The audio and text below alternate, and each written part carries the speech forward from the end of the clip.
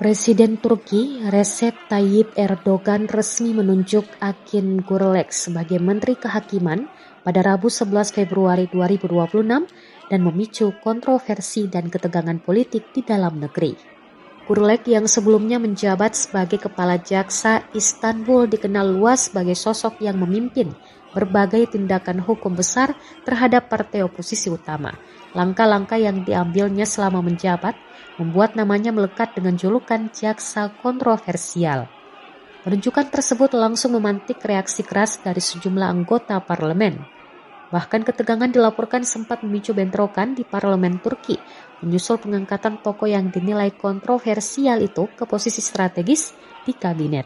Dikutip dari The Straits Times, Gürlek menggantikan Yilmaz Tunç dalam perombakan kabinet pertama sejak pemilu terakhir yang digelar pada pertengahan 2023. Langkah Erdogan ini dipandang sebagai sinyal penting arah kebijakan hukum dan politik Turki ke depan di tengah sorotan terhadap relasi pemerintah dan oposisi.